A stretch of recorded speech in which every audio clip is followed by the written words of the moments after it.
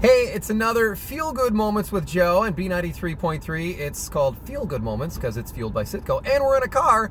And who are we with now today? We're with Bonnie Blair Cruikshank. How you doing? I'm good. How are you? This is great. I'm so honored that you're in the car with me right now. I have a lot of great memories of you at the Olympics. Oh, well, I'm glad you're at least old enough to remember. But I'm sure you have a lot of great memories as well. Oh, yeah, for sure. I'm glad for videos where you can kind of go back and relive it. And there's sometimes my memories aren't as crystal clear as they should be, but maybe it was because I was so focused at the time that some things just kind of like went in one ear and right out the other. I don't know. Well, we're glad you were focused because you won a whole bunch of gold medals. Now, where do you keep those gold medals? I actually have a coffee table in shape of Olympic rings. Oh my gosh! So it sits in our family room, and everybody that comes to the house gets to enjoy it. And so yeah, it's a perfect place for them. See, I got a new coffee table at IKEA, but you have an Olympic coffee table with gold medals in it. That's way better. Yeah, mine's a little bit kind of a one-of-a-kind thing. Yeah,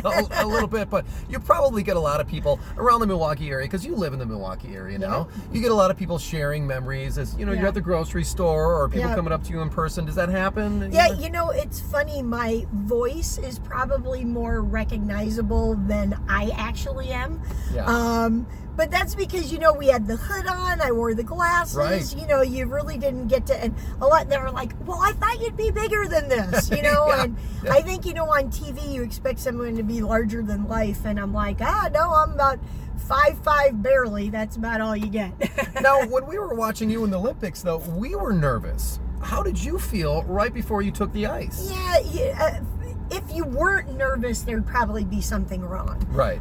With you. But yes, there is obviously a certain set of nerves, but it's how you channel those nerves to get you through those events. And I think one of the things is, we had so many races that we would do day in and day out over the years. You just get used to it. And as you remember the different locations for the Olympics, how was the food? How did the food vary?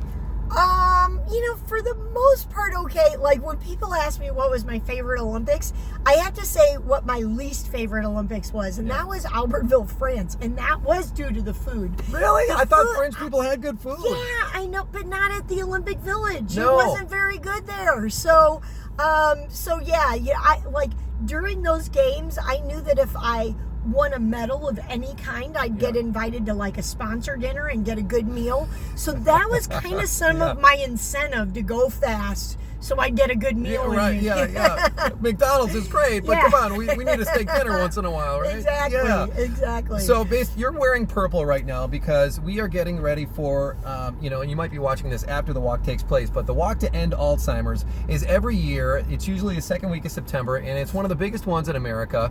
And there's a very personal connection for me. I lost my grandmother due to complications from Alzheimer's, and I saw her go through that, and it was a horrible experience for our entire family. And this is one of those events where you really realize, with thousands of other people, there's purple everywhere, a great positive environment, that you are not alone. And that's one of my favorite events because there's people holding up flowers, there's special moments, there's other people sharing stories. What has been your connection to this? Yeah, so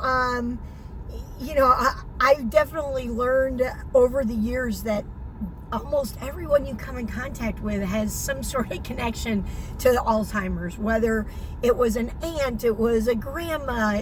For me, it was my mom. And my mom suffered dementia, a form of the Alzheimer's, and battled through it. Yes, it touched our whole family. It touched hers. It is a horrible disease. I don't feel like she was ever in the place where it got really nasty and ugly, so we're very lucky for that, but I definitely know through others that's not the case.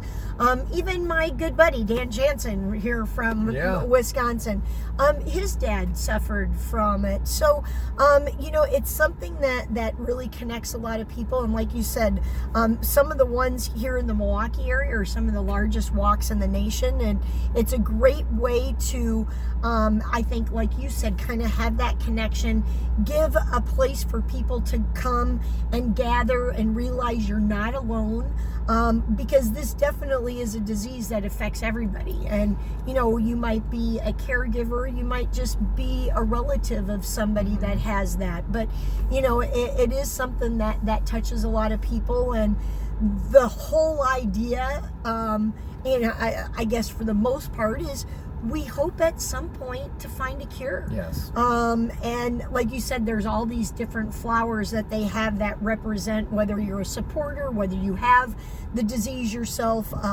whether you're a family member. But the one flower color that hasn't, really grown or sprouted yet is the white one.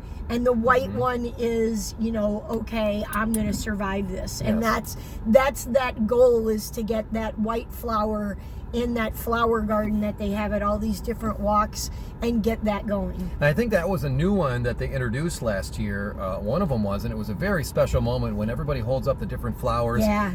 It's almost worth coming just for that. Just to see, it really is a beautiful sight. It really is. The ceremony is absolutely phenomenal. The organization, the foundation, they do a great job, and it became so big. They moved it to the Summerfest grounds. It didn't always used to be there. And then, of course, you have the beautiful walk along the lakefront. We've gotten really lucky the past few years where it's been perfect weather. So and really just putting faces to people. I've been down there the past couple of years now hosting it, and people are saying, "Oh my gosh, I had no idea that you were going through the same thing." Or they see people like yourself, there, and that really creates a sense of comfort for them.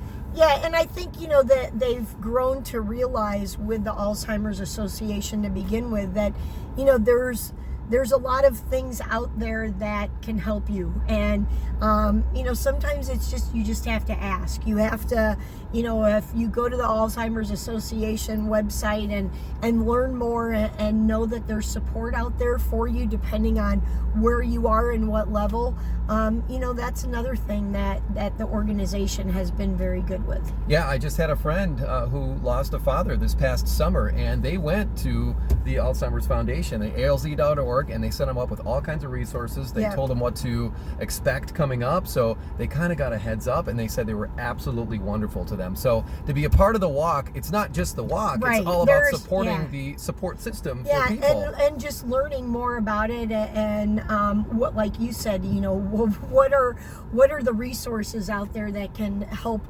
me or help my loved one deal with the situation. Yeah, because people feel lost right away. They don't know where to turn, and it's really going to be a pleasure to have you on stage. Yeah, excited. Walk. Yeah, I've been involved with some of the different walks, around the area. The organization wind up, has me going to the different ones different years. Yes. And I kind of never know where I'm going to show up.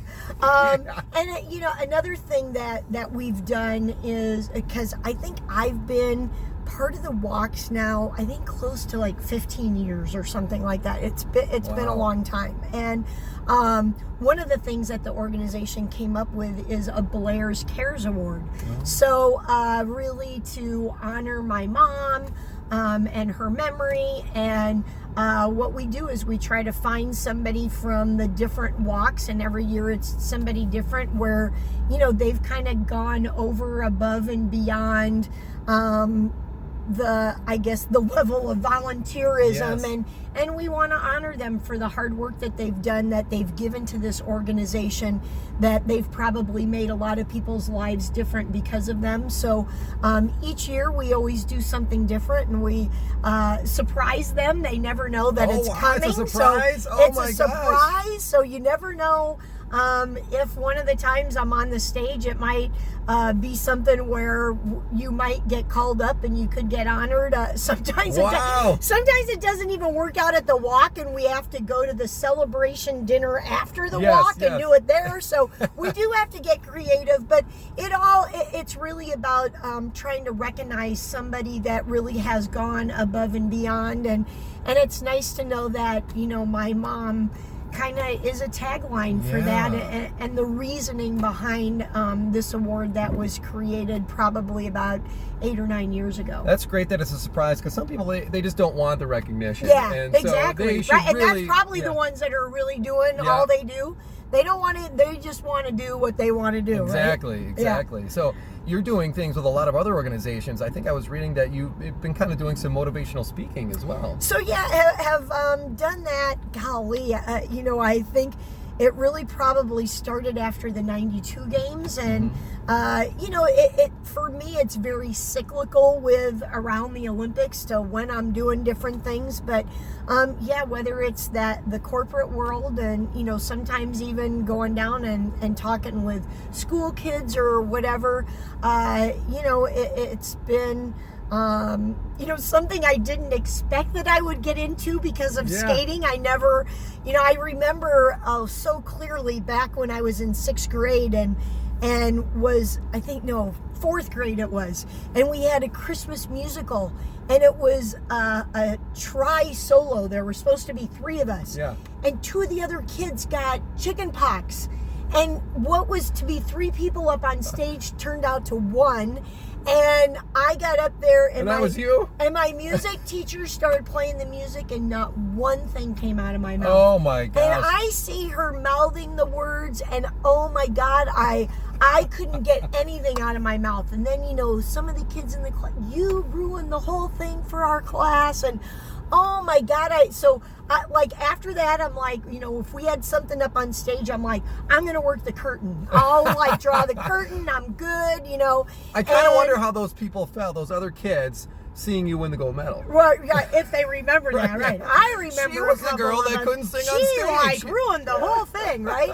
Whether it was stage fright or what. And so to think, all those years later that I could get up and speak in front of people is really, like I said, I didn't go into speed skating to go into speaking, but as you can tell, I can talk a little bit, right? Yeah, we can both speak a little bit. I can talk a little bit. That happened to me the first time I was on the radio, though. The first time I put my headphones on ever, there was a big thunderstorm outside, and lightning hit the tower, and I went, and I thought, oh my gosh, I'm never going to go on the radio again. What did I do? I hit the wrong button. So then I was scared to go back on the radio. Yeah. And, now I've been doing it 20 years. And here you are. I didn't win a gold medal or anything, but, I get to be on the radio. So, but that's fantastic. Well, thank you so much for being a part of this here today. I know you're very busy. I know that you have a lot of things to get to, and we're getting ready for the walk, but we appreciate everything that you've given to us as far as memory from the Olympics, memories, and, you've just made us feel good throughout the years, and it's great to have you in our city. Yeah, well, thank you, and thank you for